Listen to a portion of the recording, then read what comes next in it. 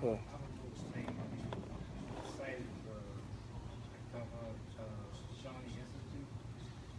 Shoni or Shokani? Yeah. Naeem? Salam wa rahmatullah. What's going on? How you doing? Alhamdulillah. What you saying? Yeah. He's from Philly? Yeah. He studied in Yemen.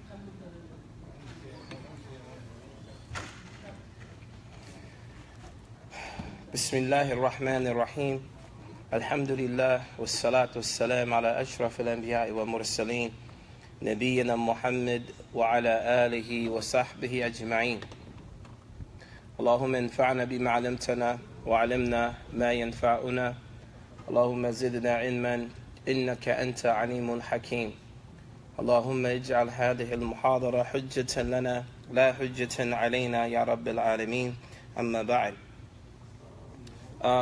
We started this class, Zaad al-Mustaqni', Kitab al-Salat. We started this book a few months ago. We stopped in the middle of Kitab al-Salat, and we're going to start from Kitab al-Salat again. A quick reminder, or some, just to go over it again. What is the book? What is the book? What is the book called? The book is called Zaad al-Mustaqni'.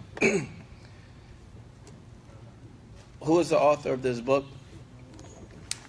The author of this book is Imam al-Hajjawi. Imam al-Hajjawi, who died in the year 1560, 1560,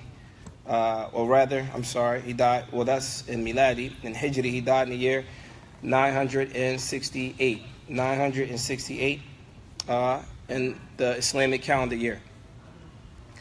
His book, Zaad al-Mustaqni', is a summary, or is a summarized book of another book called Al-Muqni' lil-Imam Muwaffiq ad-Din ibn Qudama. Muwaffiq ad-Din ibn Qudama. And these books are considered from the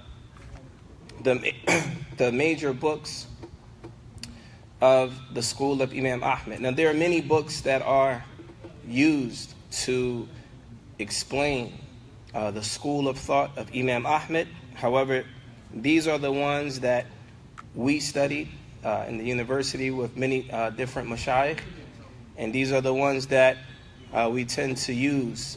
You find many of the ulama using these works. So the original of the book is from Muwaffiq ibn Qudama al-Maqdisi rahimahullah ta'ala. He died in the year 620, and he is the author of the book called Al-Muqni'. One of the things that's important to know about Muwaffiq ad-Din ibn Qudama is that he wrote books for various levels. So he has a book called Umdat al-Fiqh, which is a book that he wrote for the beginner student of knowledge with regards to fiqh. And then after that, he wrote another book called Al-Muqni'.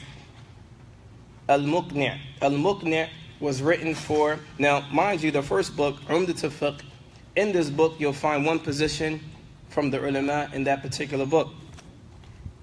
When you move on to the next level, Muwaffiq ad-Din ibn Qudama, he wrote another book called Al-Muqni'. Al-Muqni' was written for the student of knowledge on the next level. In other words, in that book you will find one or two positions on a particular issue. And then he wrote a book for the very strong student of knowledge, even the ulama. It's called Al-Kafi. The book is called Al-Kafi. And then he wrote another book for the ulama mujtahideen, the ones that give fatwa and the one that gives verdict. He wrote another book for them, and that book is called Al-Mughni. Al-Mughni. So right now we just mentioned how many books? Four books. The first book is called Al-Kafi. The first book is called Umdat al-Fiqh. And this was written for the student that is a beginner. The next book is called Al-Muqni'. And this is written for the students that on a slightly higher level. The third book is called Al-Kafi. It's written for scholars in general. And then the next level book, Al-Mughni, Al-Mughni is written for the ulama. This book is written for the ulama. In this book, you will have every position from the Salaf and the Khalaf, from the earlier generations of the scholars up until today. Many of the ulama today take their verdict and things from those books. In that book, you will find a position of the Sahaba. You will find a position of many of the Tabi'i and the Atba'a Tabi'i, the students of the companions and the students of them. And it lays it out in great detail for the one that's able to read and comprehend those works. The book that's in front of us today is called Zaad al-Mustaqni'. Zaad al-Mustaqni' is a book that is a summary of the second book, Al-Muqni'. In other words, Zaad al-Mustaqni' is a summarized version of the second book that was written for the medium student of knowledge. So therefore, Imam al-Hajjawi, he summarized that book and made it smaller. In fact, we find many of the scholars of Al-Islam today, particularly in Saudi Arabia, they say, Man hafidha bulugh wa Zaad yahkum bain al-ibad. Man hafidha bulugh in Zaad or bulugh wa Zaad yahkum bain al-ibad. He said, whoever memorizes Zaad al-Mustaqni' and bulugh al-Maram, they are qualified to give rulings and verdicts within or between the slaves of Allah subhanahu wa ta'ala. This is not an absolute. However, a person should be able to understand some verdicts and some rulings from the religion that, if you're able to understand those two books and memorize them. So then, that was a quick recap of the book that we're using from Imam al-Hajjawi rahimahullah ta'ala. Imam al-Hajjawi is the one who actually summarized the book called Al-Muqni'. The book called Al-Muqni'. Now, we're going to discuss some things or some things that are very specific to the school of Imam Ahmed and how he looks at evidence and the like. So, with regards to the school of fiqh or understanding of Imam Ahmed ibn Hanbal rahimahullah ta'ala, he says, he mentions a series of 5 things. He doesn't actually mention it, but his students. They mention a series of 5 things that he uses to come up with verdicts in the religion of Islam. Al-Asl al-Awwal. The first thing, and so what are we talking about? Let's say, for example, there's an issue in the deen, right? A person wants to know the ruling on something. Okay, for example, you sitting like that in the masjid. What's the ruling on that? Is there a verdict on that? Yes or no? So we're going to go through the step process that Imam Ahmed uses in his school of thought. And most of the scholars in Saudi Arabia follow Imam Ahmed's school of thought when they give out verdicts. Okay? So, the first thing Imam Ahmed, rahimahullah ta'ala, the first thing that he does when he looks for a verdict, when he looks to give a verdict on something, the first thing he returns to is the nusus, the text. What text? What text are they referring to? The Quran and the Sunnah. So the first thing he does, you're sitting here looking like that. The first thing Imam Ahmed would do is look through the Quran and look through the Sunnah. In order for a person to look through the Quran, does that mean the whole Quran, every single verse? In order to be from those people to give verdicts in the religion of Islam, you have to know a certain amount of ayat. What type of ayat are they talking about? These are called ayatul ahkam. There are verses in the Quran that are very specific for legislative rulings in the religion. There are verses in the Quran that are specific for legislative rulings in the religion. If a person is to give a fatwa or a verdict of anything, of any sort, then is a condition that they know these verses in the Quran that deal with legislation. So the first thing Imam Ahmed would do is go through all of those verses, understand all of them as it relates to you sitting like this, for example. We're just using you as an example. All right? So they will look at all the verses as it relates to this man sitting like this. If you can't find anything in the Quran, the next thing he will do is what? Look at the Sunnah. What do they find in the Sunnah to support him sitting that way? Nothing. So the next step, what does he do after that? If you can't find it in the Quran and the Sunnah, what's the next step? And ikhwan wa akhwat, brothers and sisters, the difference between the different schools of thought.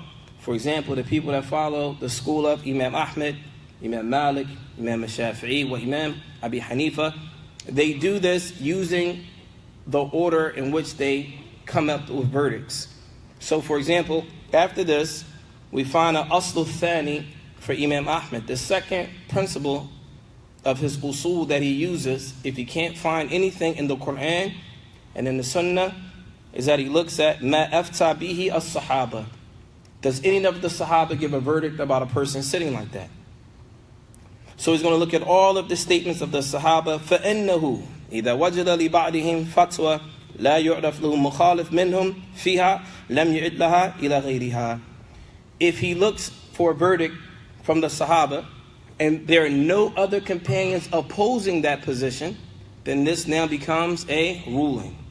Well, this now becomes a ruling in the religion of Al-Islam. Is that clear? Or no? No. It's not. Right now, the fact that we're using you sitting like this against the pole, right? All right. So what's the ruling on that? They're gonna look through the Quran and through all of the Sunnah that he could look through to find a verdict for you sitting like that. There's nothing. The next step after that, what's next? We need to come up with a verdict for you sitting like this. That's the thing. We must come up with a verdict. So after that, they're gonna look at what? What comes after that? We're going to look for a fatwa from the Sahaba. The Sahaba, radiallahu ta'ala anhum, they also come up with verdicts. They make their own fatwa using the text, the Quran and the Sunnah. Perhaps there's some generalities in the text that they will use and give a verdict. So one of the Sahaba would give a verdict on you sitting like that. Anyone sitting like that, and Imam Ahmed will find that. And as long as there's no other companion that opposes that position, then that would be his position. Is that clear? Huh? So then the next one, let's say he couldn't find anything, he couldn't find a fatwa from any of the Sahaba. So then the next level would be al-aslu thalith min usulihi إذا اختلف الصحابة تخير من أقوالهم ما كان أقربها إلى الكتاب والسنة. I just want to be clear. So if the Sahaba is not finding it, they're not opposed to it, that makes it become a rule. They're just saying it's not the. So this is what we're saying. Right now we have to come up with a verdict for what you're doing. Anything that a person's doing, we need a verdict for that. What's the ruling? Okay? So in order to come up with a verdict, there is a step process. There's a process of elimination that everyone has to go through in order to arrive at a verdict for what you're doing. Okay? So the first thing is we're going to look through the Quran and the Sunnah. Do we find anything specific in the Quran and the Sunnah that addresses what he did? Maybe we don't. The next step. Do we find a fatwa from some of the companions that mention what you're doing? Yes or no? Let's say we don't find any. What's the next step? Third, if we find some statements from the Sahaba about what you're doing, and they differ. Some of the Sahaba say this, some of the Sahaba say that. They're opposing positions on the way he's sitting. Okay? There are opposing positions on the way he's sitting. So what do? Imam Ahmed, he looks at the statements and he figures out which one of those statements and positions are closer to the Quran and the Sunnah. Well, and this is not for anybody. This is for ulama mujtahideen, the scholars that actually reach that level. Okay? طيب. The next step, if you can't find anything there, no difference of opinion among the Sahaba or anything like that, the next thing he will look at is أخذ بمرسل. He would take hadith al-mursal. What is a hadith mursal? Hadith al-mursal is a hadith that was narrated by a tabi'i on the Prophet alayhi salatu wasalam, or atba' tabi on the Prophet alayhi salatu wasalam. For example, Sa'id ibn al-Musayyib radiallahu ta'ala an, or rahimahullah ta'ala, he was not from the companions, but he would narrate on the Prophet alayhi salatu wasalam. The Prophet alayhi salatu wasalam said this. So in that chain of narration, there's somebody missing. There's a companion that's missing in that chain. Therefore, this is called hadith al-mursal. And a hadith al-mursal, in general, is considered weak. However, we do find some of the scholars of the past using those ahadith but in general, they're considered weak. And Imam Ahmed will use this hadith al-mursal if he cannot find anything else from the previous things that we mentioned. And then after that, he will look at either hadith al-mursal or hadith al-da'if, a weak hadith. But a weak hadith, according to Imam Ahmed, is one of the different types of hadith called al-hasan. And this is, we're getting into hadith terminology, but it's a type of hadith that's also authentic, but it's not at the level of the highest level of a hadith, if that makes sense. Huh? Right. So now, if you cannot find hadith al-mursal, and if you cannot find the hadith da'if, according to Imam Ahmed, the next thing and the last thing that he will do is use something called al-qiyas. Something called al-qiyas. Al-qiyas is what? Analytical deduction. For example, alcohol is muharram, sah? Is halal to drink alcohol? Huh? No, haram. Right. Why is it haram? Does anyone know? Why can't you drink alcohol? It's a command. Right. Before we get into this, there are two types of rulings in Islam. Does anyone know what those two types of rulings are? Huh? There are two types of rulings in the religion of Islam. Imma an yakun ta'abbudi or mu'allal. Ta'abbudi means that we don't know the reason for its legislation, but we say we hear and we obey. An example of that would be what? Why do we pray 3 raka'at for Maghrib? Why of the 3 raka'at that we pray, 2 are out loud and 1 is silent? We don't know the reason for that legislation, but we say what? We hear and we obey. Wadah? Is that clear? Right. The next type of legislation that we have are things that are mu'allal, meaning the reason for the legislation is known. What's the importance of knowing the reason for legislation? So that you can do analytical deduction or qiyas based off of that ruling. So for example, when I ask you about alcohol, why is alcohol haram? Ahsant, because it's more hazardous than benefit. What else? So the ulama, they mentioned one of the reasons for its prohibition is that it yukhammir al-aql. It causes the intellect to fluctuate. The alcohol causes the intellect to fluctuate. Well there? So, right now, if someone says they get high, somebody is on drugs, we say it's not haram, we can't find anything in the Quran that says I can't get high. So, they're going to say I can't find any ayah, any hadith that say I can't get high. So a scholar is going to say, la. We have in Islam something called qiyas. Well, what is that? Anything, there's a principle in the religion of Islam. It's called al-hukm yadurru ma'illatihi wujudan wa adaman. And what that means is the ruling or the reason for that prohibition, as long as it's present in something else, it takes the same ruling.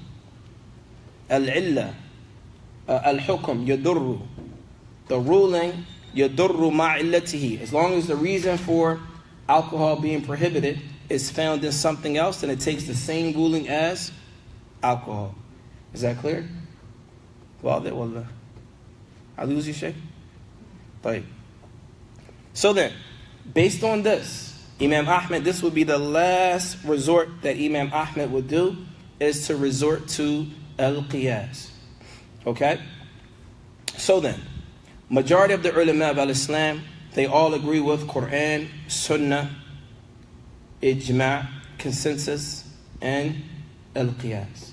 In fact, when we said the third thing, fatwa of a Sahaba, that none of them differed on, some would even consider this to be ijma', or consensus of the companions. Those 4 things, Quran, Sunnah, Ijma', and Qiyas, these are the things that majority of the scholars agree upon, from Imam Malik, Imam Shafi'i, Imam Ahmed, and Imam Abi Hanifa. What comes after that is where they all differ.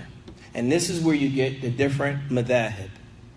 So a madhab, in essence, is something that is used to help a scholar arrive at a verdict. It's something that is used to help a scholar arrive at a verdict. So, for example, after those 5 steps, some of the ulama say, okay, now we're going to go a shar' min qablina. Some of them say, okay, we're going to go with the sharia that came before the Prophet Muhammad alayhi salatu wasalam. Some of them say, no, we're going to go with al-istishab. As long as it was before, then it continues today, it's the same. Some of them are going to go with something maybe istiqra'. There are numerous ways to come up with verdicts after those 4 things, after the things that were mentioned here. And this is why many of the scholars differ with regards to madhahib. Wadih? Is that clear? Yes or no? Tayyib. Any questions about that? Tayyib. So now we're going to start Kitab al-Salat. Kitab al-Salat.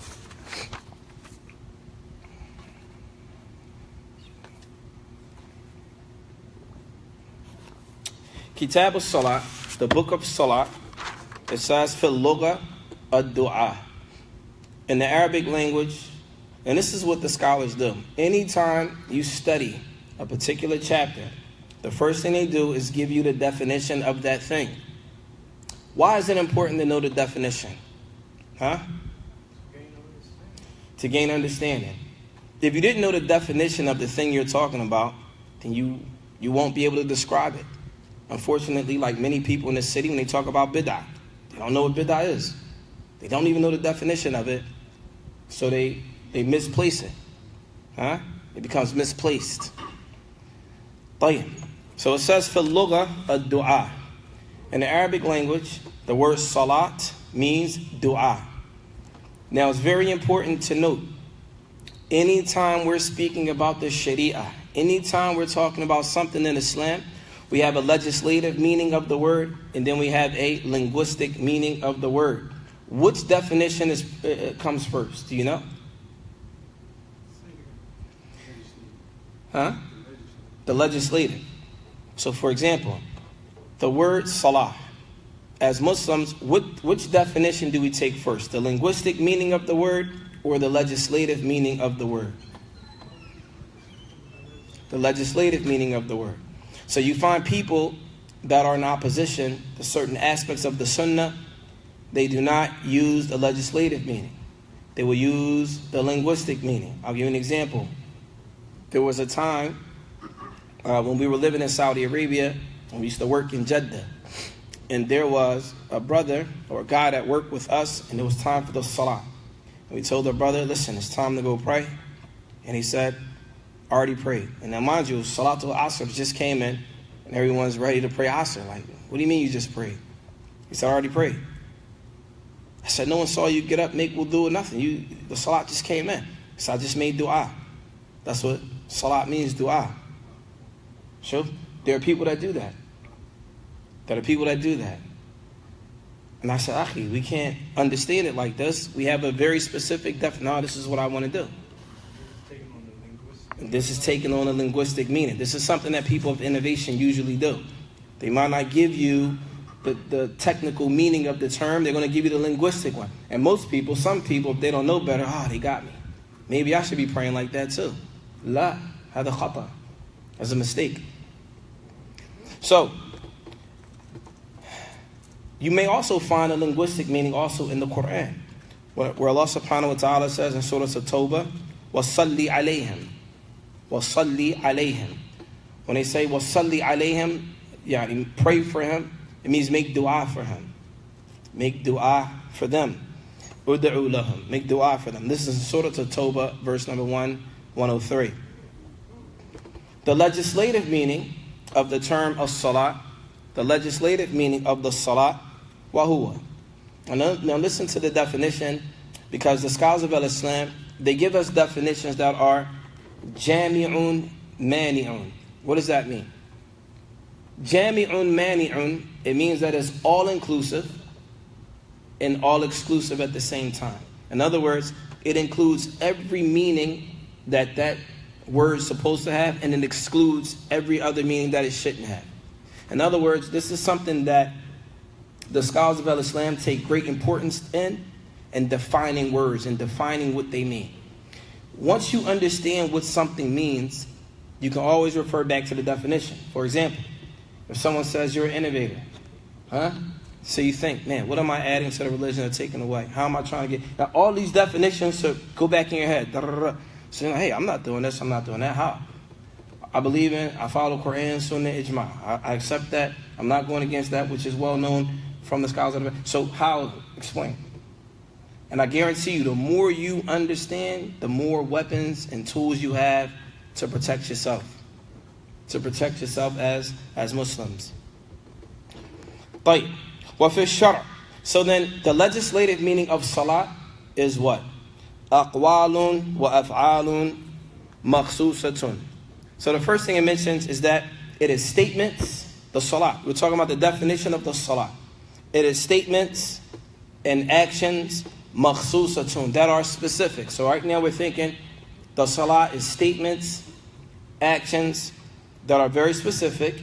مفتتحة بالتكبير. And it starts with the takbir. Allahu Akbar. ومختتمة بالتسليم. And it ends with a taslim. That is the definition of a salat, linguistically. Oh, I'm sorry, legislatively, according to the Sharia. Is that not very clear and specific? طيب. So then, we'll start with this. قال المصنف رحمه الله تعالى. He says, تجب على كل مسلم مكلف. The first thing he mentions is that, and this is Imam Abu Musa Hajjawi, or Musa Hajjawi, rahimahullah ta'ala. He says, تجب على كل مسلم مكلف. That the salat is wajib upon every Muslim. So who's excluded from this? Non-Muslims. صح? طيب. مكلفا. What is mukallaf? Mukallaf is a Muslim or a person that is what? Balighun aqilun. A mukallaf is a person that Islamic legislation is upon that person. So for example, if a person is mukallaf and they reach the age of puberty, where the salat becomes wajib for them, this is considered baligh. Aqil, which means they have intellect. They have sound intellect. Therefore, the salat is binding on that person. So then we have that the salat is yajibu ala every Muslim. It is wajib for every Muslim that is mukallaf, that is baligh, that reached the age of Islamic puberty, and aqil, and they have attained intellect. They have sound intellect. Is anyone excluded from that? Do you have anyone excluded from that? Yeah. Who? Those that the pen has been printed. Okay. So we're going to approach that in a minute. So then the Shaykh Rahimahullah, he says, إِلَّا حَائِدًا وَنُفَسَاءً. Except for, so the salat is wajib upon every Muslim that is aqil, that has their intellect, and they reach the age of Islamic puberty. Except for who? Except for a woman on her menses, or a woman that is in the state of nufasa, postpartum bleeding. After she has given birth to a child, it is not obligatory for her to pray, or rather, it is haram for her to pray. Walder? Yeah, only in that situation. I'm sorry? Only in what situation? That she has, she's going to be post. After childbirth. Yeah. Right. Yeah. And on her menses. Yeah. Right. Only in that situation. Yeah, only in that situation. Yeah. We spoke about the hayd before. When it comes to women bleeding, for example, continuous blood, that's not considered the menses, or that's something different. That takes a different ruling. طيب. ويقضي ما زال عقله بنوم أو إغماء. So then, a person, they have to make up the salah. من زال عقله. If a person, let's say for example, a person passes out. He passes out, he misses Dhuhr, Asr, wakes up at Maghrib. وَيَقْضِي مَا زَالَ عَقْلُهُ. He must make up the salat that he missed if he was what? If he lost his mind, consciousness, or what have you. Or igma. So if a person falls asleep and he misses Dhuhr and Asr and wakes up at Maghrib, he must make those salat up, the Dhuhr and the Asr. And likewise, if he passed out at a certain amount of time, he must also make up that salat as well, due to the hadith of the Prophet sallallahu alaihi wasallam, where he said, "Man nama an salatin aw nasiyaha falyusalliha idha dhakaraha."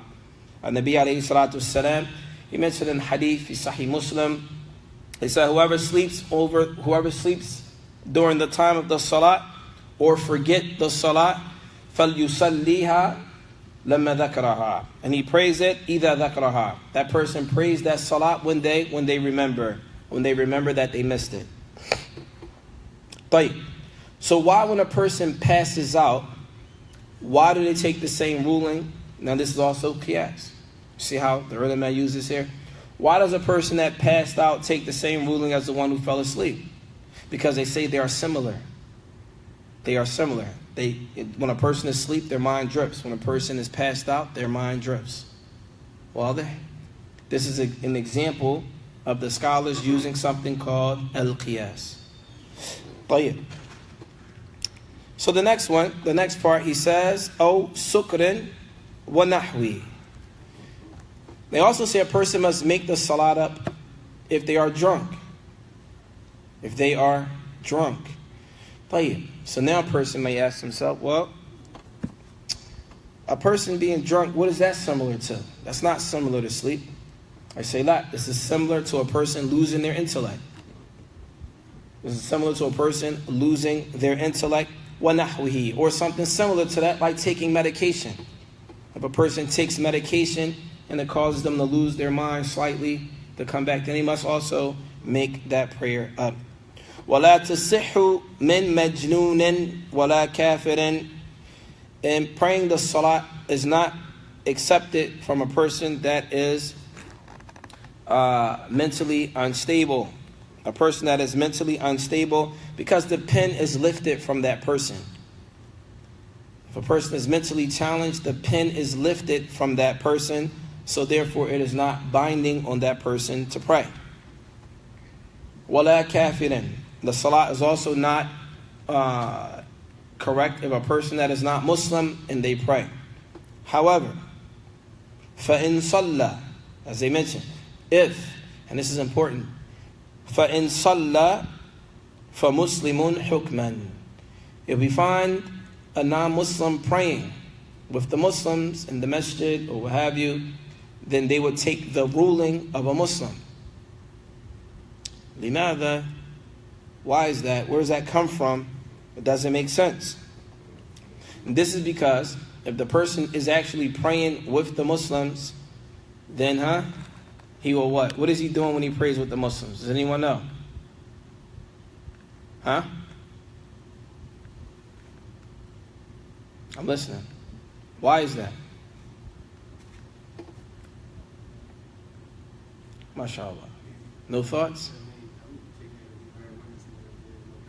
Ahsant. Did you hear what the brother said? Nabi alayhi salatu wasalam, he said in authentic hadith, "Man salla salatana wastaqbal qiblatana falahu ma lana wa alayhi ma alayna." And Nabi alayhi salatu wasalam, and this hadith is reported by Imam al-Bukhari. He says, whoever prays our prayer and faces our qibla, that he is with us, what is for us, what is for us, and what is upon us is upon them. Wadah. And this is hukman. So what's the benefit of that happening? Say, for example, a non-Muslim, they come and they pray with the Muslims, and then that person dies. That person dies. If that person dies, he's buried fi maqabir al-muslimin. So many of the ulama talk about this issue. He's buried in the graves of the Muslims. So many of the ulama talk about this issue. They say, well, wait. Does that mean he's Muslim in the dunya wa fil akhirah, in the next life too? So many of the scholars say la. Rather, he takes the ruling of a Muslim in this world. As far as the next life, that's between him and Allah. As far as the next life, that's between him and Allah subhanahu wa ta'ala. I'll give you an example to make it make a little more sense. Let's say, for example, a non-Muslim was in the masjid praying. And he came in there with two of his friends that are Muslim. Well, and everyone see they leave the masjid, they get in the car, and they drive off. They go somewhere. Everyone in the town knows the other two guys are Muslim, but they didn't know the other guy, but he was with them, and they saw him in the masjid praying. When they leave the masjid, they drive in the car, they get in an accident, and all of them die. All of them die. People are going to pray over him because they're going to believe that he's Muslim anyway. Because why? They saw him praying in the Salat, and he was with the Muslims when they left. Well, there. So this is what many of the ulama of the Salaf, they say that فَهُوَ مُسْلِمٌ حُكْمًا يعني مُسْلِمٌ حُكْمًا that he would take the ruling of a Muslim even if in his heart he may not be Muslim. He would be considered a munafiq or a hypocrite. Well, there. Right. Questions about that? Further. In this case, if the person didn't take shahada. Really quick. If a non-Muslim does pray with the Muslims, assuming they know what they're saying out of their mouth, they're going to make the shahada in the salah. Wadah? When a person does the tashahud, they're making the shahada in their salah. And that's another thing that many of the ulama mention with regards to that issue. Fine. Any other questions? So then the next issue, he says, وَيُؤْمَرُ بِهَا صَغِيرٌ لِسَبْعٍ وَيُدْرَبُ عَلَيْهَا لِعَشْرٍ. So the next issue is commanding your children to pray. And Nabi alayhi salatu wasalam, he said, command your children to pray at 7. وَضْرِبُوهُمْ عَلَيْهَا لِعَشْرٍ. And spank them if they don't pray by 10. وَفَرِّقُوا بَيْنَ الْمَضَاجِعِ. Or and separate them in their beds. So the question now is it wajib for a child to pray at 7 years of age? When the Messenger of Allah sallallahu alaihi wasallam, he says, وَأْمَرُوهُمْ بِالصَّلَاةِ لِسَبْعٍ. He said, command them to pray at 7. Does that mean if that child doesn't pray at 7, that child can be punished by Allah subhanahu wa ta'ala? Is that the understanding? No? Anyone? So then what is the understanding then? That command is for who? Huh? Nabi alayhi salatu wasalam, he said, command wa'muru. This is a fil amr. Yufidu wujub. This is a command, and commands generally mean that thing is obligatory. So if the Prophet alayhi salatu wasalam said, command them to pray they have to pray at 7 and spank them upon it at 10. Huh? This command is for who? For the children, right? So if the children don't pray, they will be punished, right? La hada khata. La hada ghayr sahih. That's not correct. This command here is for the parents. The parents.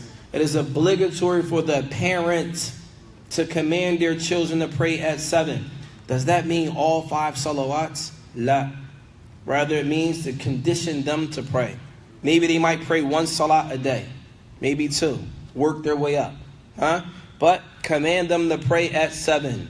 This also means, if this is considered wajib, that means the parent that does not command their children to pray, then they are deserving of Allah's punishment because they're disobeying the Prophet alayhi salatu wassalam. Here's another issue. When you say 7 years old, we're not talking about 7 in the Gregorian calendar.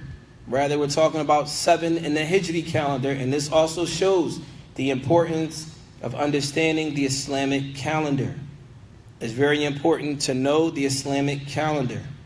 So then when he mentions their kid is 7, your child will be 7 before, in the Islamic calendar, before they turn 7 in the Gregorian calendar.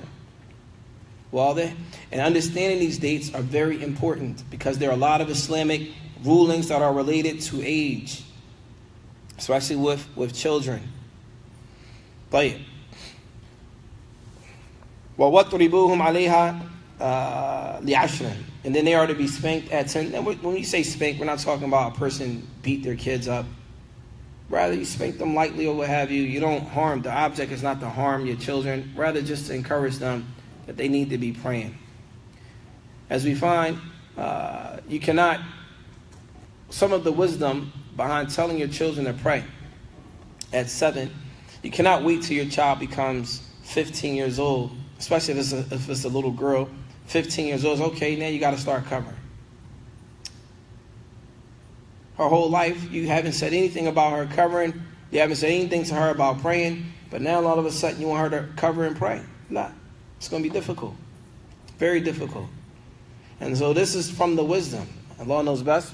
This could be from min al-hikam that the Prophet ﷺ said, command them to pray at 7. And then you emphasize it more so by spanking them at 10. And you separate in their beds. If your daughter and your son sleeps in the same bed, you separate them at that age. You separate them. But فَإِن بَلَغَ فِي أَثْنَائِهَا أَوْ بَعْدِهَا فِي وَقْتِهَا أَعَادٍ. The next issue, إِذَا بَلَغَ.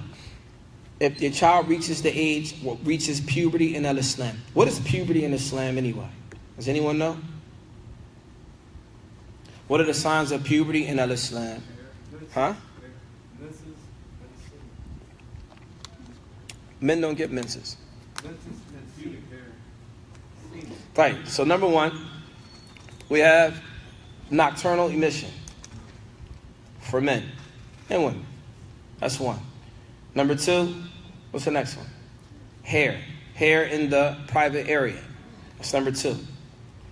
What's number 3 is, as many of the scholars mentioned, they reach the age of 15 years of age. And this is according to the school of Imam Ahmed and some of the others, that they reach the age of 15 years of age. There are 2 others, or there's 1 other one. And for women, you add on top of that, they get their menses. Women get their menses. And these are the signs of Islamic puberty. Islamic puberty. Islamic puberty. Right. So then the next issue, the Sheikh mentions, rahimahullah, he says, فَإِن بَلَغَ فِي أَثْنَائِهَا. Let's say, for example, dhuhr comes in. It's dhuhr.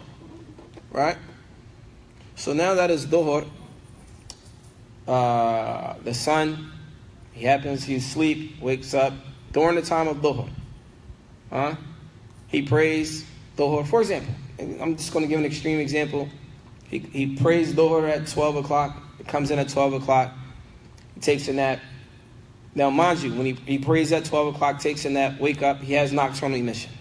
Now, he's officially baligh. He officially now reaches the age of puberty. Now he has to what? He says, فَإِن بَلَغَ فِي أَثْنَائِهَا. If he reaches the state of Islamic puberty during that time period of the Salat, or after it, fi waqtiha, or after he prayed during that time. For example, he prayed dhuhr, went to sleep, woke up, it's still in the time of dhuhr, and he has what? Nocturnal emission. Right? Then he has to pray again. He has to pray again. Why is that? Does anyone know why? Why is that? Because when he woke up, he didn't make wudu. La, not that. Not exactly. Does anyone understand that or no? When he made dhuhr as a child. When he made dhuhr, okay. When he first made dhuhr, his situation was considered tamyiz. Tamyiz means he was at the age to know right from wrong, and he prayed. His salat there wasn't wajib for him, rather it was sunnah. It was something recommended for him to do, but it's not wajib. Once he reached puberty, then now the salat became wajib, but it wasn't wajib for him when he prayed at 12 o'clock. But at 2:30, 3 o'clock, after his nap, he has nocturnal emission, he has to make a ghusl, and now he has to pray again, and this salat al-dhuhr now will become what? Wajib for him. Well, there. Is that clear? Right. وَيَحْرَمُ تَأْخِيرُهَا عَنْ وَقْتِهَا. And it is haram for a person to delay the salat outside of its prescribed time. It is haram for a person to delay the salat outside of his prescribed time. And then they make a istithna. They make an exception. إِلَّا لِنَاوِلَ الْجَمْعِ, except for a person that intends to combine the salat. So for example, if we are traveling from here to another state, and it's the time of dhuhr, we leave out around dhuhr, but we don't pray dhuhr, and we get to our destination, and it's in the time of asr. It is permissible now to combine dhuhr and asr in the time of asr. We can combine dhuhr and asr in the time of asr. We can shorten our salat, 2 rak'at for dhuhr and 2 rak'at for asr in the time of asr. Is that clear? Or no?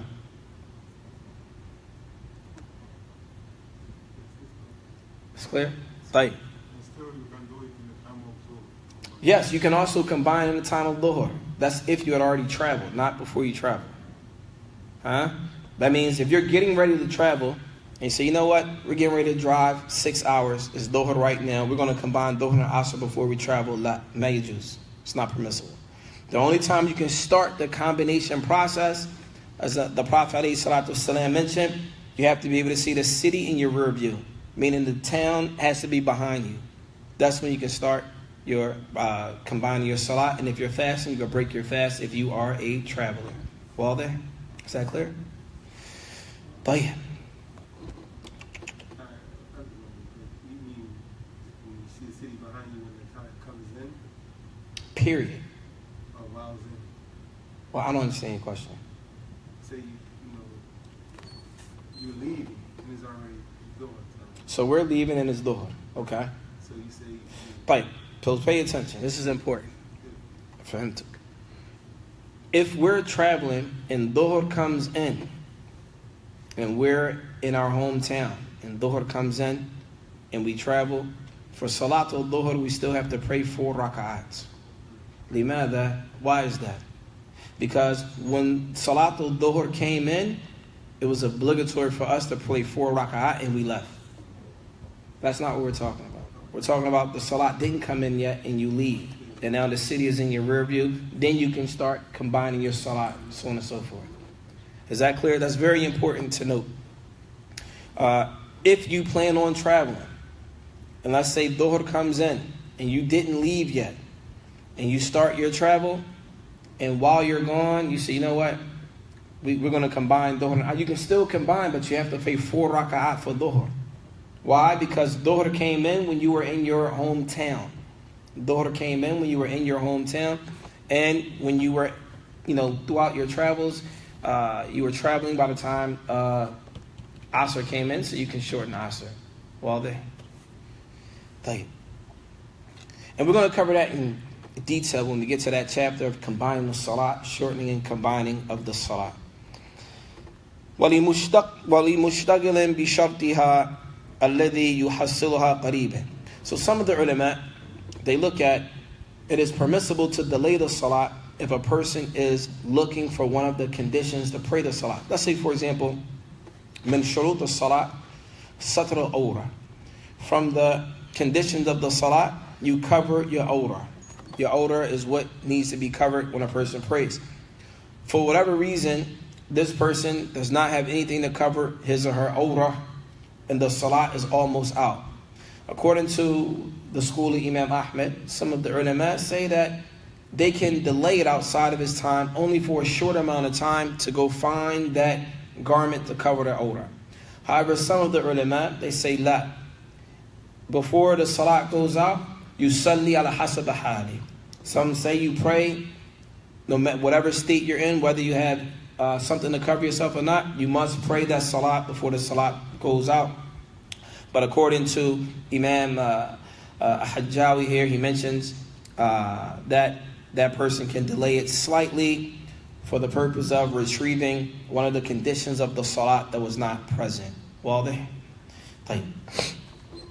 وَمَنْ جَحَدَ وَجُوبِهَا كَفَرًا. Whoever denies the obligation of prayer, then they have disbelieved. And Nabi alayhi salatu wasalam, he said, Al-ahd baynana wa baynahum as-salat, faman tarakaha faqad kafara. And Nabi alayhi salatu wasalam, he said, the covenant between us and them is the prayer. Whoever leaves it off has disbelieved. Whoever left off the salat has disbelieved. وَكَذَا تَارِكُهَا تَهَاوُنًا. And he says, and likewise the one who leaves off the salat, tahawunan. So for example, if a person is lazy, they don't feel like praying. Now mind you, when we talk about this here, we're talking about what happens in a Muslim country. So many of this, we don't find people to do some of these things here. And it says that, وَكَذَا تَارِكُهَا تَهَاوُنًا. If a person leaves off the salat out of laziness, or for whatever reason, they just don't pray, they don't feel like it, or what have you, it says, da'ahu imamun. The imam, or the ruler, not the imam of the masjid. They're not talking about imam of the masjid. They're saying the ruler, imamu o na'ibuhu. The ruler or the ruler second in command, not the imams of the masjid. Intabihu. Pay attention to this. It's not for the imams of the masjid. It's not for the imams of the masjid. Alright? It says, فَأَصَرَّ. It says that the imam is called, meaning the ruler, the government. The Islamic government is called. If that person doesn't pray, they're going to report him to the government. This guy doesn't pray. So they're going to come get him. And they're going to say, فَأَصَرَّ. And if he continues like this, the qadi, the judge, will ask him a series of questions. وَضَاقَ وَقْتُ الثَّانِيَةَ عَنْهَا. And then they're going to encourage him. You have to pray. You must pray. You need to pray. And if the time of the salat nears an end, meaning let's say dhuhr and asr, let's suppose asr is on its way out, and he's getting ready to go into maghrib and he still didn't pray, they say, وَلَا يُقْتَلُ حَتَّى يُسْتَتَابُ ثَلَاثٍ فِيهِمَا. Now, mind you, this book is written 700 years ago, 800 years ago, even before that, during the time of Ibn Qudam al-Maqdisi. And you have to understand that this book was written in a time period where Islam ruled. Islam was the law. So when you hear some of these things here, you're like, oh, it's different. Never heard this before. You have to understand this is in a society where Islam was the law. There was no law outside of Islam during this time period. So generally, a person could be executed through capital punishment if they left off the salat. And they say before they will execute that person, mind you, this was the government, not individuals in the streets. Oh, this person didn't pray. They says, وَيُقْتَلُوا حَتَّى يُسْتَتَابُ ثَلَاثًا. That they would, before they would execute them, they would try to get them to make tawbah 3 times. They would try to make them make tawbah 3 times. قال Imam Ahmed. He says, كُلُّ شَيْءٍ ذَهَبَ آخِرَهُ لَمْ يَبْقَ مِنْهُ شَيْءٍ. No. So he says, أي فيما إذا جحد وجوبها فيما إذا تركها تهاونا فإن تاب وإلا ضرب عنقهما. It said that if the person left off the salat because they just believe it wasn't obligatory, or they left it off out of laziness, is as for the one who left it off out of laziness, he says فإن تاب وإلا ضرب. If they make tawbah and they come back to what's correct, otherwise, one of the capital punishments that they will do is take a person's head off. Will be a form of capital punishment during that time in the Islamically run nations. And this was 800 years ago. This is what they would do. وَالْجُمْعَةَ غَيْرِهَا وَكَذَا تَرْكُ رُكْنٍ أَوْ شَرْطٍ يَنْبَغِي إِشَاعَةً عَنْ تَارِكِهَا. And as it relates to these types of rulings, this is not for anyone here in the U.S. to even think about trying to harm someone because they don't pray. It is also not for anyone of the people here to say, oh, this person doesn't pray. I consider him not to be Muslim. As this is something, perhaps that person may have an excuse. Perhaps he doesn't know. Perhaps, to the end of it. Leave that for the people that are qualified to make those rulings. Rather, that is not your lane, nor is it your responsibility. However, if a person dies, and he claims to be Muslim, but you really don't believe that there is, that's for you. That's for you. It's not your job. You're not getting paid to go tell somebody they're not Muslim. Just like calling someone an innovator. It's not your job. You don't get paid to do that. Fall back. Leave that to the people that are specialized in those affairs, not you. Why take on responsibility that you can't handle and don't want to wear on the Day of Judgment? Why take on responsibilities that Allah subhanahu wa ta'ala did not give you that you have to hold on the day of judgment because of our mouths and our tongues. Because our tongues. At any event, we're going to take some questions now, inshallah, and then after that, we will conclude this class, inshallah ta'ala. Any questions? I have 2 questions. Tfadal.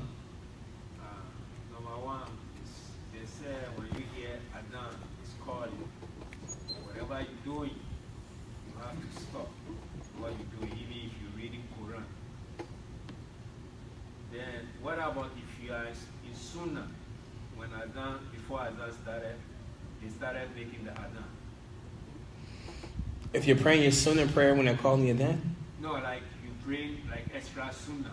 So you're praying sunnah prayer and they're calling the Adhan. Should you stop your sunnah prayer while they're calling the Adhan? La, continue sunnah prayer.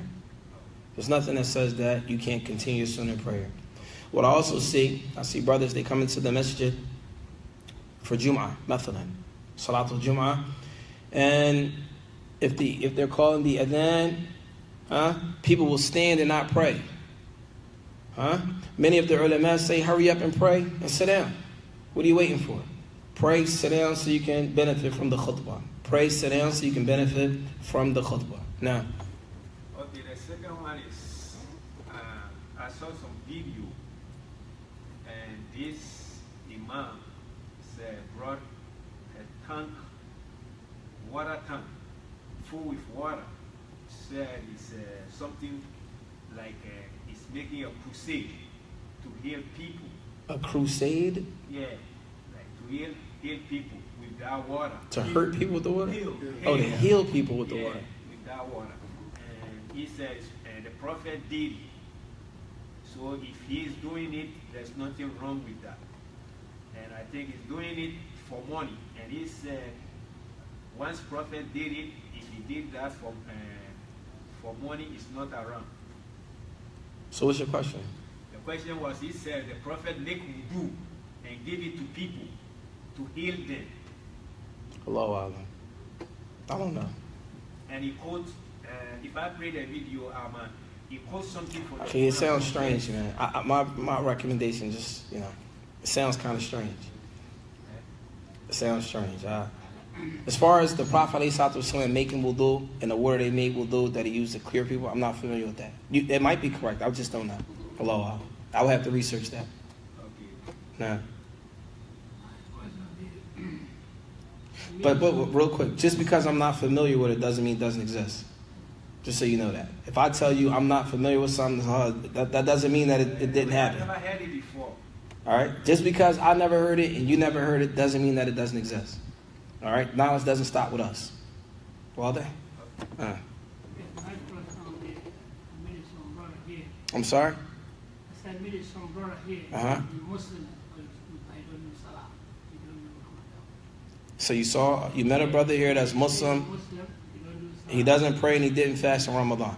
Like, why didn't he pray? Did you know why? I said, I don't know why. Maybe something's wrong with him. Maybe he's mentally ill. Maybe he's sick and he can't fast. No, what I see, you don't have any problem. From what you see. Well, you don't see him all. You don't have any skin. Yeah, Sheikh, listen, your eyes is not the judge. Right? This man is by him. Maybe he has a condition. Maybe he doesn't believe he has to pray. Maybe he believes he can combine a salat at a later date. Allah knows best. Right? But it's not your job to investigate. And hey, brother, where are you praying? I'm going to follow you for 24 hours and make sure you lie.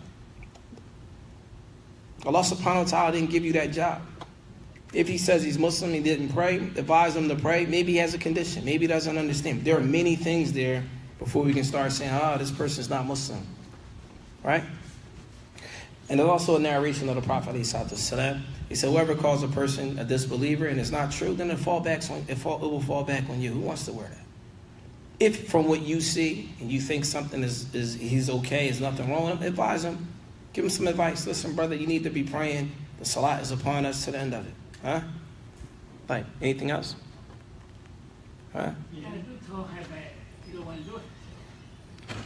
If you told him he doesn't want to do it, khalas. Leave it alone. Leave him off. You're not the police, Sheikh. That's not your job, man. It's not your job, man. If he doesn't want to pray, if he doesn't, that's on him. You gave him some advice, he didn't follow it, khalas. It doesn't mean now you go tell the brothers, this brother here, this, and you go tell everybody and that. Nah. Make dua for him, nah. He spoke in reference to the calendar. Right. The calendar, the Gregorian calendar. In reference to the child at 7. You know the Hijri calendar at 7? Who know the Hijri calendar? The kid or the parent? I'm asking you. Do you know it? Do I know the Hijri calendar? When they reach 7? Well, I'm confused. If you have a child, if your child is born, right, let's say your child's birth date, you just look up that date and find the Hijri calendar that agreed with that date during that time, and you can find when you were born or your child was born. It's easy now. I mean, look, you got the internet. You can do a lot of stuff. Okay. That makes sense? Everything's available now. I was asking you said it's a different day between the Gregorian? Yes, they're different days. Yes. Oh, days. Days and dates is different. Okay, I understand that part. But you're saying a child reaching 7 in the Hijri count will reach 7 Before. Yes, because the Hijri calendar is about 355 days or something like that. And the Gregorian calendar is 365. 65 is 15 days difference. Right, there's a difference. Because there are no days in the Islamic calendar that will exceed 30 or be less than 29. Right. Any other questions? Khalas? You sure? Khalas. Subhanaka Allahumma wa bihamdik. Ashhadu an la ilaha illa ant. Astaghfiruka wa atubu ilayk. Assalamu alaikum wa rahmatullahi wa barakatuh.